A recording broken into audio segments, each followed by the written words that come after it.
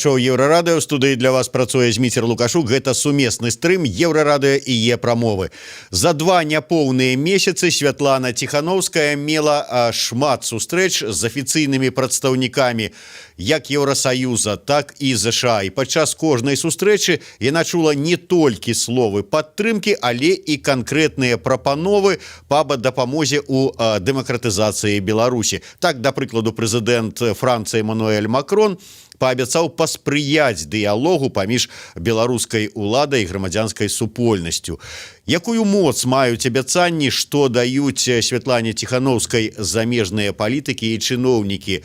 Хто і як складае спіс паездак і сустрэч Тихановскай? Ну і шмат пра што яшчэ мы зараз паспрабуем даведацца у нашага адмысловага госця. З намі на сувязі дарацца па міжнародных пытаннях Святланы Тихановскай Франак Вячорка. Добрый день, спадар дарацца. Добрый день. Франак, можна з самага пачатку, як атрымалася так, што вы трапілі у дарацы, прычым па міжнародных пытаннях і да самой Святланы Тихановскай? Ну, я займаўся, як і амаль усё жыццё медыямі, журналістыкай, дапамагаў некаторым медыйным праектам, а потым, калі Святлана Тихановская пераехала ў Вільню, я проста напісаў і сказаў, што я гатовы дапамагаць па міжнародных і палітычных пытаннях. Пераехаў у Вільню і пачаў дапамагаць. І яна пагадзілася, прызначыла мяне, і вось мы ўжо нейкі час працуем разам. Ну, а прызначыла гэта як выглядае? Вось ужо ўсё там, працоўная кніжка пакладзеная, вось ёсць ужо нейкае там пасведчанне, што вось дарацца і гэтак далей? Не, просто мы правялі размову, мы зразумелі адно аднаго, а наши погляды, каштоўнасці, бачанне сышліся, ніякіх працоўных кніжак няма. Вядома, моя роля такая кансультатыўная, ўсё роўна 99% адказнасці на ёй, і, безумоўна, усе мае парады яшчэ старанна ёй крэсляцца і правяраюцца. Яна вельмі, я б сказал, востранае пачуццё адказнасці, і таму яна вельмі уважліва ставіцца не толькі да сустрэчу з важнымі людзьмі, але ў тым ліку са сваімі блізкімі дарадцамі. Не, ну, я гэта пытанне задаваў, можа быць, так крыху жартаўліва, але насамрэч пытанне сур'ёзнае. Да чаго я вёў, што зараз вось ёсць дарацца па міжнародных адносінах Франак Вячорка, ёсць адпаведны там чалавек, які за эканоміку, за правы чалавека, там, відаць, іншыя людзі. Вот гэта азначае, што Святлана Тихановская стварае вакол сябе такую, ну, я не ведаю, ці варта это назваць урад у выгнанні, ці ценявы урад, ці проста ўжо рыхтуе тых людзей, якія у тым выпадку, калі яна стане ўсё ж таки там прэзідэнтам, гэта будуць асноўныя людзі, якія складуць пераходны ўрад падчас яе кіравання. Ну, асабіста я ва ўрад не наймаўся і не прасіўся. Мне было важна паспрыяць, дапамагчы, паскорыць працэс пераменаў у Беларусі. У мяне галоўная матывацыя — гэта дапамагчы людзям, якія змагаюцца у Беларусі, выходзіць на вуліцы кожны дзень, і як можна хутчэй скінуць гэты рэжым. Але то, што існуе паўнацэнны офіс, прэзідэнцкая адміністрацыя, гэта праўда. Гэта функцыянальная арганізацыя, ёсць, ну, зараз двое дарадцаў, я і Александр Добравольскі, і прызначаныя некалькі прадстаўнікоў. Ну, некалькі прадстаўнікоў яшчэ прызначаныя, але не агучаныя, пра гэта будзе сказана у бліжэйшы час. Ну і ёсць вялікая каманда, якая працуе. Гэта каманда аналітыкаў, каманда спецыялістаў па санкцыях, па міжнародных адносінах, па дыяспары. Ёсць прамая сувязь з медыямі, з фондамі салідарнасці і дапамогі. Ну, вялікая інфраструктура ўжо існуе. Фактычна можна сказаць, што на дадзены момант гэта не, скажем, вось адна Святлана, якую вот такім раптоўным і гвалтоўным чынам выпхнулі з Беларусі. Гэта ўжо фактычна каманда аднадумцаў і прафесіяналаў, якія працуюць на яе і на Беларусь. Так, ужо ёсць нават служба пратакола, ёсць уваход, Ну, кожны, хто нейкім чынам кантактуе, ён мае выхад на пэўную асобу асістэнта, які прызначае расклады. Гэта паўнацэнная, не ўрадавая структура, але структура адзінка адміністрацыйная, якая функцыянуе як паўнацэнны інстытут. Такім чынам атрымліваецца, што як некалі ось я не магу патэлефанаваць і сказаць добрый дзень, спадарыня Святлана, ёсць тут такое вот пытаннічка, то що цяпер ужо іншае раней так як раней не будзе, да? Так як раней не будзе. Я думаю, што у вас тэлефона Святланы няма, таму што ўсе яе пляны і расклады прызначаюцца асобным чалавекам, і гэта ўсё беларусы. Это ўсё беларуская каманда найлепшых сапраўды спецыялістаў. І яна не толькі знаходзіцца ў Вільні, яна знаходзіцца частка каманды ў Варшаве, частка каманда ў Менску. Добра, Франак, давай все ж таки да міжнародных пытанняў. Я ведаю, што ты чалавек у гэтым ключы абазнаны добра.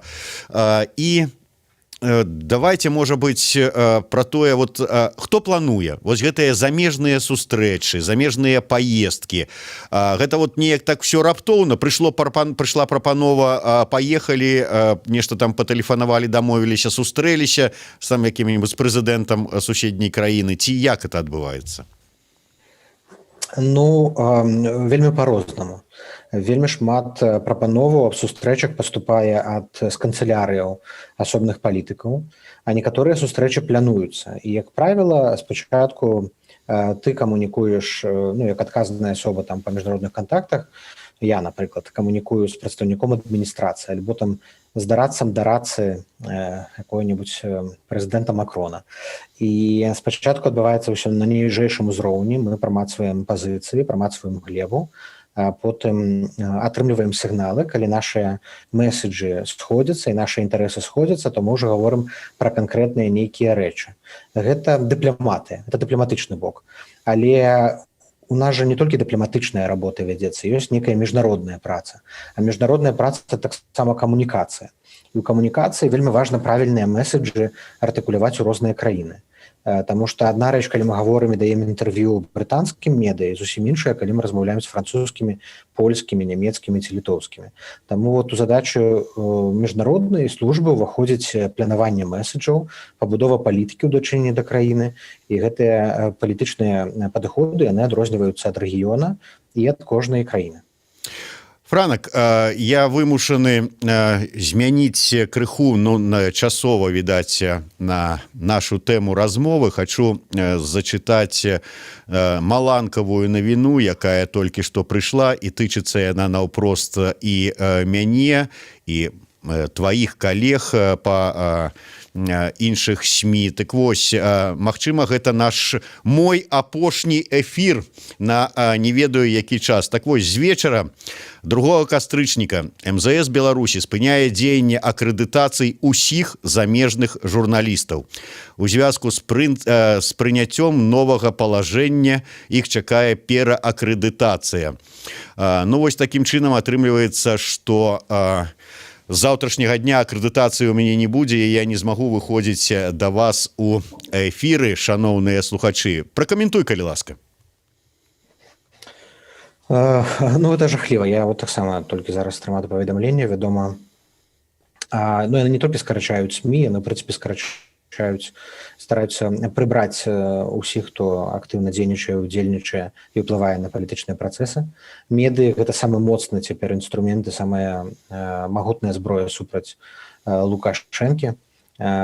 Проста ад бездапаможнасці, ад страху, ад слабасці яны пачынаюць забіраць акрэдытацыі. Як пракаментаваць? Трэба тэрмінова мяняць Лукашэнку. Трэба працягваць змаганне, трэба працягваць выходзіць на вуліцы, наколькі магчыма. Таму што далей, калі сітуацыя не будзе мяняцца, будзе ўсё ускладняцца і будзе яшчэ горш. Як гэта спыніць? Больш ціску, больш хуткіх рэакцыяў. Адначасова трэба выходзіць на вуліцу Беларусі, трэба дабівацца міжнароднай рэакцыі з боку заходніх краінаў. Вядома, это жахліва. Жахліва і гэта пазбаўленне акрэдытацыяў, арышты нашых фатографаў. Памятаем, што блогеры, наш жа Ігор Лосік працягваюць сидзець у турме. это просто непараўнальна, такога не было ў гісторыі Беларусі. Я не ведаю, ці такі маштаб рэпрэсій у прынцыпе быў у Еўропе у апошнія 30-40 гадоў. Ну, будем глядзець, магчыма, гэта часова, таму што кажуць, нібыта, што трэба будзе пераакрэдытацыя і гэтак далей. Ну, паглядзім, як яно будзе далей, тым не менш, пакуль у нас ёсць магчымасць гаварыць, і давай ўсё ж такі вернемся да першапачатковай тэмы нашай размовы. Скажы, калі ласка, вось сустракаецца Святлана Ціханаўская з лідарамі іншых краін, з высокімі прадстаўнікамі там Еўрасаюза і гэтак далей. Першае, а у якім статусе яна сустракаецца з імі? Статус цяпер у яе прадстаўнік Беларусі, якая пратэстуе. Сказаць, што яна перамагла на выбарах, юрыдычна мы не можам, таму што усе бюлетэні былі знішчаныя, але мы ведаем дакладна, што яна хутчэй за ўсё перамагла паводле сацыялагічнага пытання ў тых даследаванняў, якія былі зроблены. Часам яна пазіцыянуе сябе як лідар беларускага пратэсту, лідар беларускай рэвалюцыі. Часам яе прадстаўляюць як лідар дэмакратычнай новай Беларусі. Для замежных палітыкаў, для Макрона, для Меркель яна прадстаўнік пратэстуючых у патэнцыйных перамовах з Лукашэнкам. То калі пачынаюцца нейкія перамовы, у перамовах ёсць два бакі. Адзін бок это рэжым цяперашні, прадстаўлены Лукашэнкам ці не абавязкова. З другого бока Ціханаўская каардынацыйная рада. І ў такой ролі яна вось ужо 1,5 месяца працягвае працаваць. Ну і вось адбываюцца сустрэчы, калі нейкія абяцанні там даюцца міжнароднымі палітыкамі, лідарамі краін. От можна лічыць, як да іх ставіцца? Ці можна лічыць, што гэта такія сур'ёзныя абяцанні? Ці это, так словы падтрымкі? Усё, што гаворыцца палітыкамі, асабліва гаворыцца публічна, як правіла, потым выконваецца. У іх няма магчымасці адмовіцца ад сваіх словаў. Святлана Ціханаўская на мяне глядзіць вельмі падазрона і крытычна. Калі яны даюць нейкія абяцанні эканамічнай дапамогі, палітычнай дапамогі, то яны потым абавязаны яе выконваць. Тэрміны гэта самае складанае, таму што яны ўсе кажуць, што мы даб'емся перамоваў з Лукашэнкам, даб'емся перамоваў для дэмакратычнай Беларусі, але не ставяць дэдлайны. І вось у выпадку з Францыі падчас сустрэчы з Макроном было вельмі важна абазначыць дэдлайн, што не проста мы гаворым пра новыя выбары на працягу 21-22 году, а мы гаворым пра новыя выбары ў гэтым годзе. І зноў Святлана Ціханаўская на цябе глядзіць падазрона. Глядзіць на мяне і вельмі злосна. Спадарыня Святлана, далучайцеся да размовы, сядьце побач са Франакам. А яна вось яна.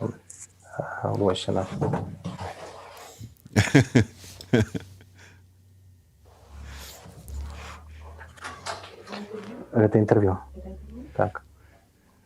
Бачыце, вельмі строгі прэзідэнт. Дык скажы, хай далучыцца да размовы. Я ж цікава было па яе меркаванне пачуць. Як яна ставіцца да абяцанняў, якія чуе ад палітыкаў замежных? У выпадку з Макроном, напрыклад, вельмі важна было дабіцца, каб Макрон узяў на сябе адказнасць. Каб ён не проста сказаў, што мы вас падтрымліваем і дадзім пакет дапамогі, а каб ён узяў адказнасць за перамены ў Беларусі. Бо палітыкі вельмі шмат дэкларуюць і шмат выкарыстоўваюць для ўласнага піяру.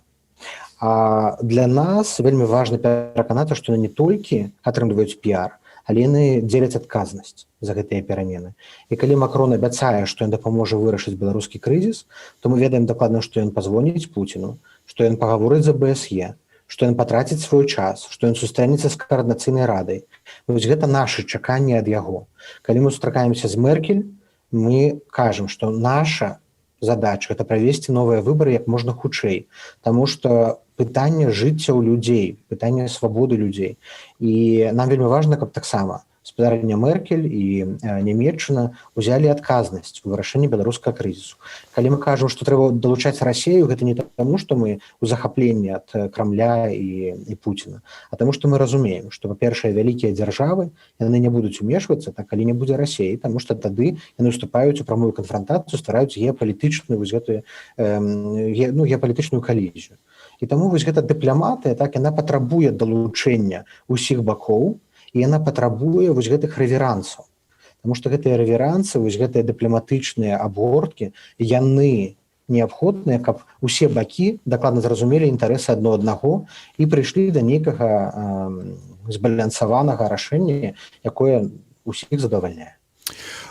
Звярнулася Святлана Ціханаўская да еўрапейскай, ну, увогуле там замежнай супольнасці з такім заклікам як мага хутчэй увесці санкцыі.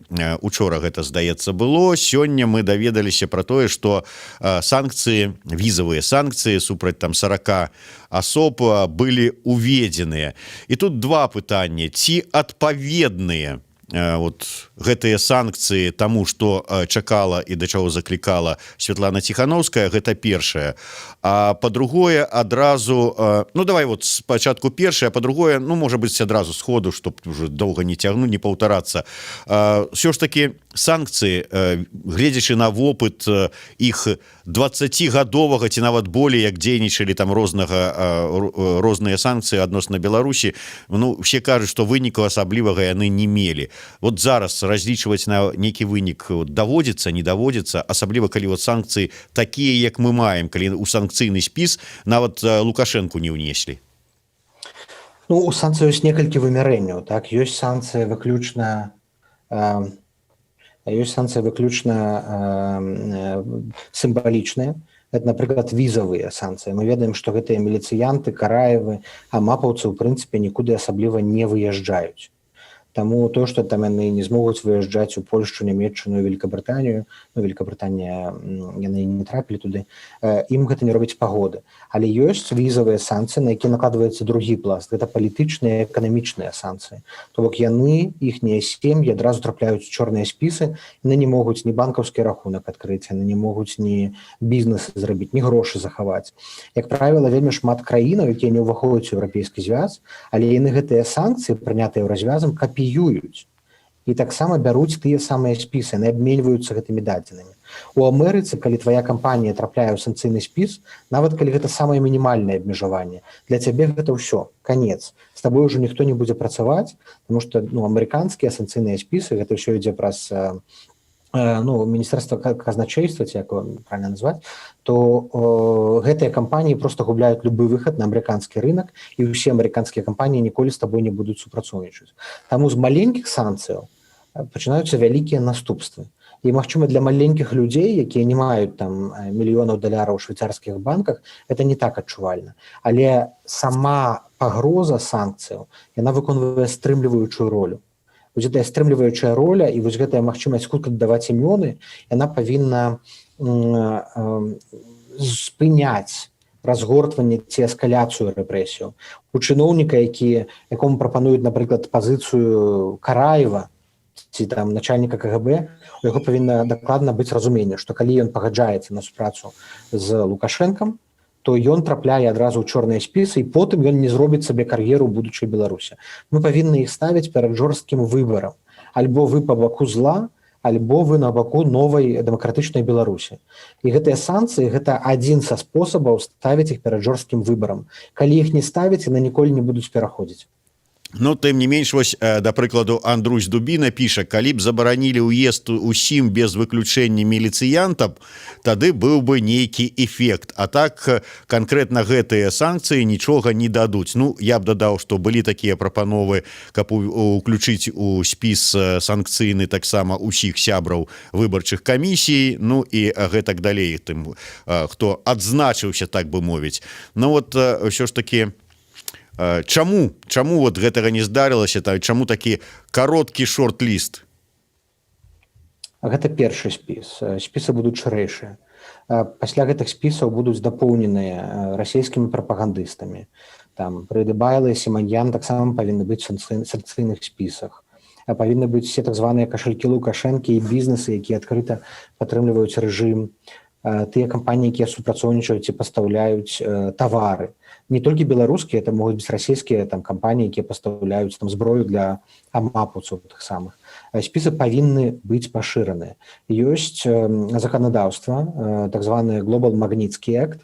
Зараз у Брусэлі разглядаюць законапраект European Magnitsky Act, які дазваляе пашыраць санкцыйныя спісы на новыя групы людзей, вінаватых у парушэннях правоў чалавека і вінаватых у незаконным узбагачэнні.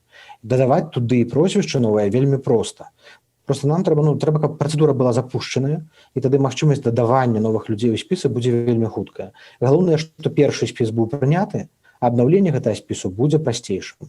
Паралельна робіцца праца аб міжнародным крымінальным прыцягненні да міжнароднага крымінальнага расследавання тых вінаватых у парушэннях правоў чалавека і разгоне ў жніўні.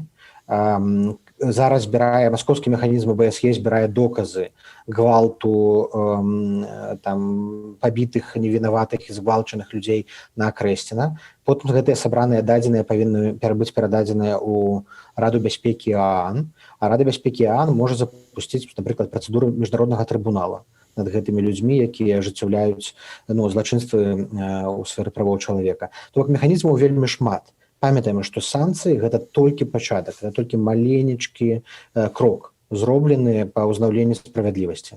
Тыя, хто спадзяюцца, што яны не трапілі ў санкцыйны спіс і пазбегнуць адказнасці, яны памыляюць. Я таксама думаю, што калі злачынствы працягнуцца, то такія арганізацыі, як МАП, КГБ Альфа, Алмаз, усе, хто ўдзельнічалі ў разгонах, яны павінны быць прыцягнуты да адказнасці. Само сяброўства ў гэтых арганізацыях, супраца з тымі арганізацыямі павінна быць трактавана як злачынства. Зразумела. Будзем глядзець, як яно далей будзе развівацца.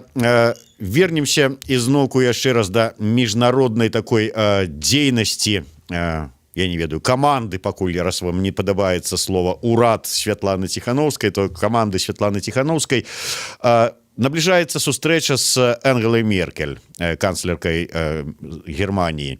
Ці вядома ўжо, якія пытанні будуць абмяркоўвацца і на што разлічваеце па выніку гэтай сустрэчы? Гэта будзе асабістая сустрэча Святланы і Ангелы Меркель. Мяне там не будзе. Яна будзе сам-насам гаварыць 45 хвілінаў.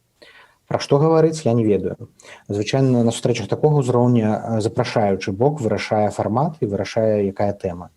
З таго, што мы чулі ў Бундестагу, пару дзён назад Меркель згадвала Святлану, яе будзе цікавіць сітуацыя з правамі чалавека, сітуацыя на вуліцах Менску, сітуацыя з беларускімі жанчынамі, якіх жорстка рэпрэсуюць, якія не спыняюцца пратэставаць. Але я ўпэўнены, што галоўная задача гэта прыцягнуць Нямецчыну да справы перамоваў. Чым больш міжнародных інстытутаў і дзяржаваў заявяць аб жаданні ўдзельнічаць у гэтых перамовах, будуць аказваць адпаведны ціск на Менск, тым болей шансаў, што гэтыя перамовы адбудуцца. Лукашенко зараз спрабуе выйграць час, згаварыць зубы, прапановвае нейкія канстытуцыйныя рэформы, але нельга даваць яму загаворваць нам зубы, загаворваць зубы замежным дзяржавам. Але трэба дзейнічаць хутка, каб гэты ціск ён даў свае плады.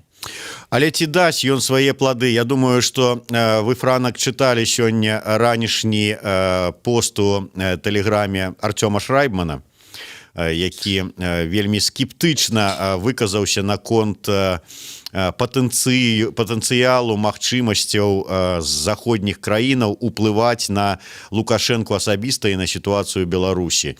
Ваше стаўленне?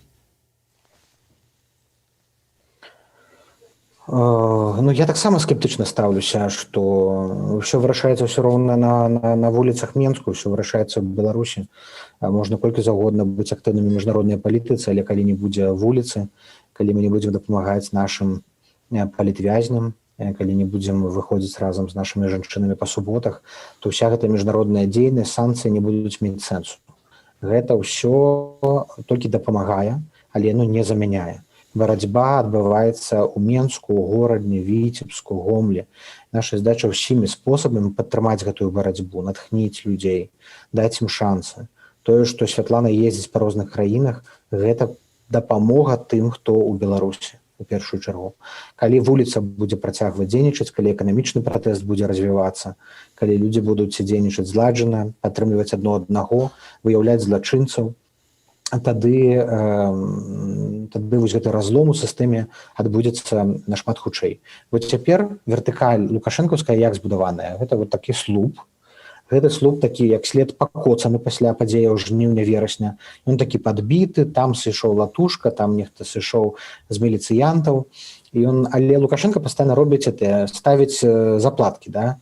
Нешта там зашыў, прышыў, заклеіў, плястар наляпіў. І гэта такі вертыкаль улады, она такая нібыта такая трошки пакоцана, але таксама трошки параненая. Так вся ў плястарах, гэта як ізалента абмотаная.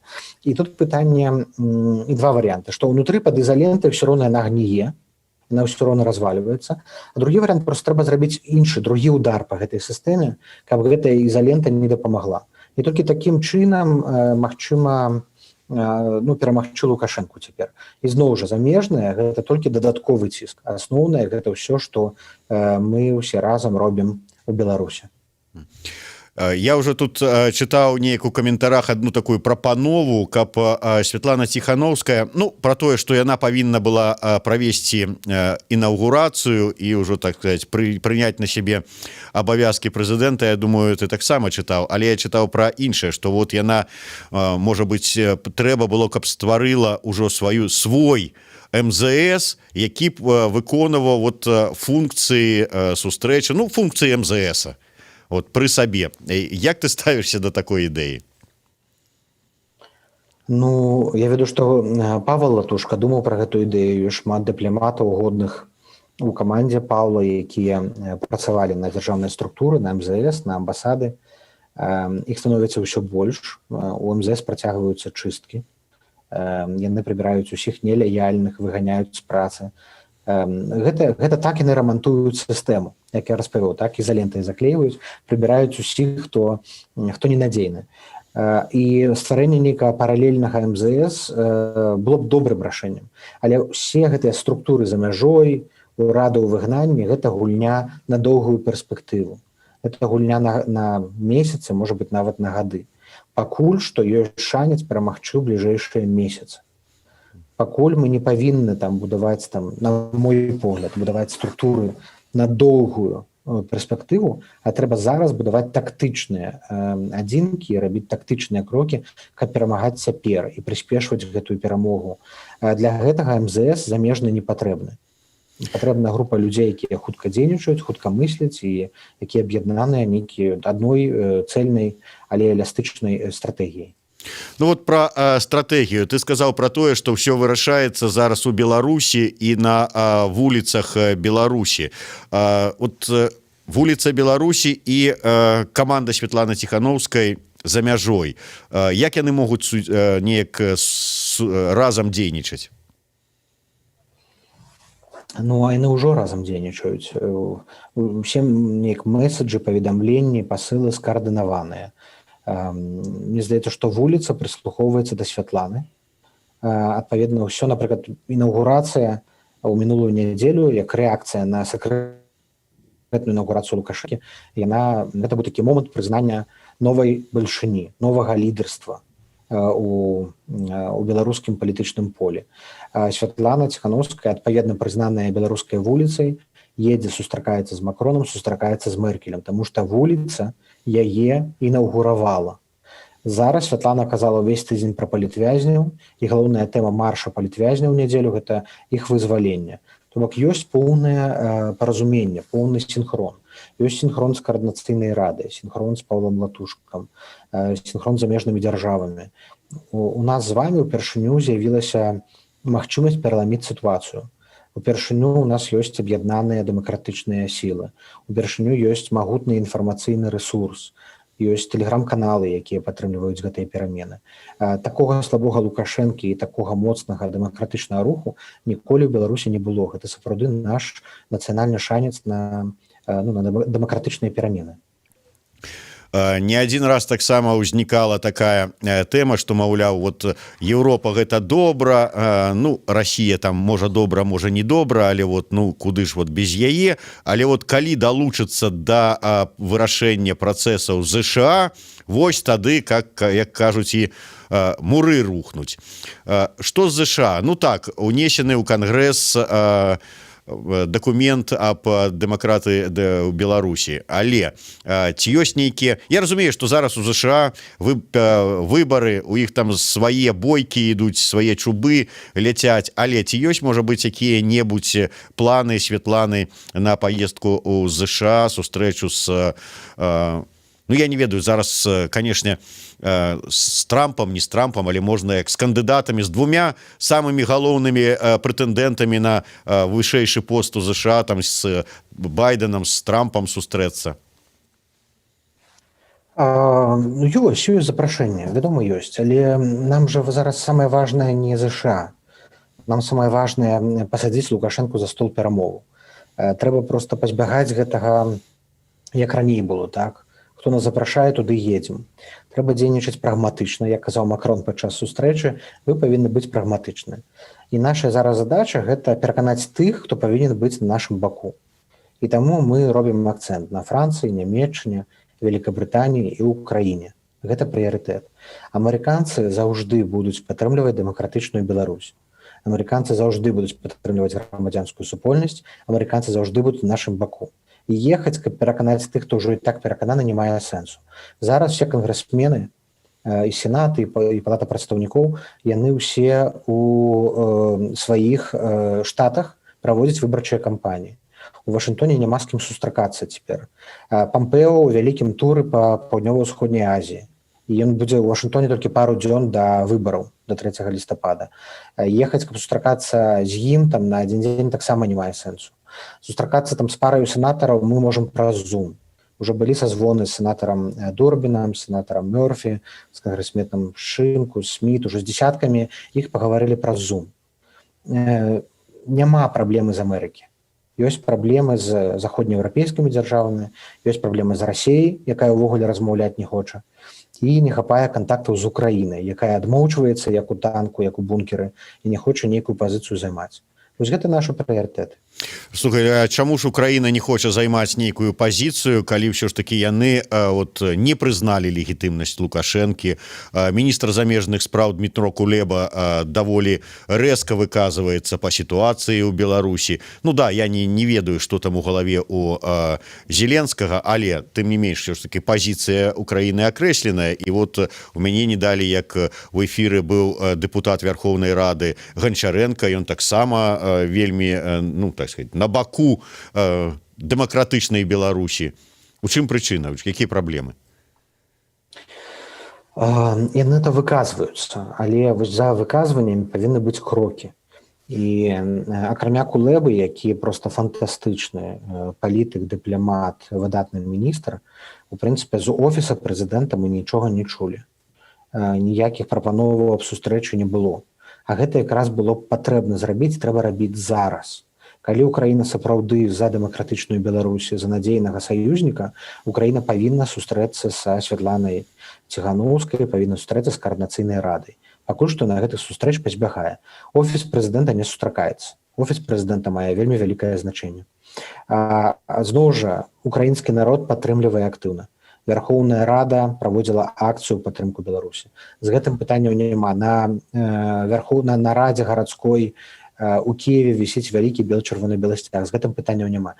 Але я зараз вам распавядаю пра дыпламатыю, пра міжнародныя адносіны, што нам трэба вбудоўваць палітыку адносінаў з Украінай, новай Беларусі з Украінай. І тут вельмі важна менавіта, каб офіс прэзідэнта заняў дакладную ясную пазіцыю. Мы чакаем на гэтую сустрэчу з Зеленскім.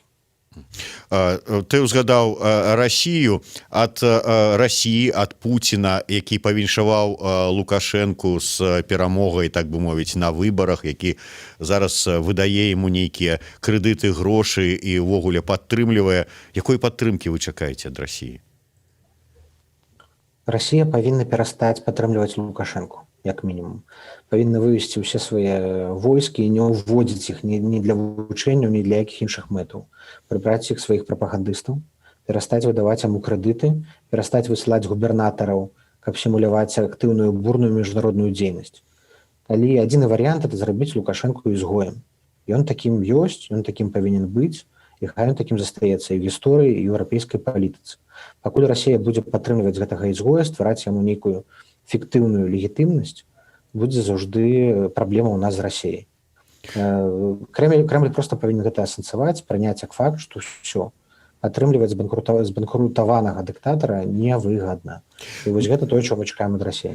Зразумела. На завяршэнне коротка да цябе ўсё ж таки не як да дарадцы па міжнародных пытаннях, а да як да аналітыка, як да чалавека, як для беларуса, як да эксперта. Ўсё ж таки ты шмат казаў пра неабходнасць дыялогу паміж грамадзянскай супольнасцю Беларусі і уладай. От сам ты верыш у такі дыялог, што Лукашенко на яго пойдзе? Просто вот Франак Вячорка мне адказвае, не дарацца. А нам Лукашенко не патрэбна. А Лукашенко ніколі не сядзе за стол перамоваў. Нам трэба тыя людзі, якія кантралююць сітуацыю, гатовыя ўзяць на сябе адказнасць, якія прадстаўляюць гэты рэжым, яны пойдуць. Яны пойдуць, калі адчуюць, што ўжо сітуацыя пераламілася. А Лукашенко можа і не варта нават спрабаваць садзіць за стол, ад яго мала толку. Дзякуй вялікім. Франак Вячорка, дарадца па міжнародных пытаннях Святланы Ціхановскай. Зміцер Лукашук працаваў для вас у студыі. Гэта быў сумесны стрым Еўрарадыё і Е-прамовы. Слухайце і глядзіце нас. Не ведаю, праўда, калі наступны раз у сувязі з тым, што акрэдытацыі нас пазбаўляюць. Тым не менш, будзем спадзявацца на лепшае. Беражыце сябе.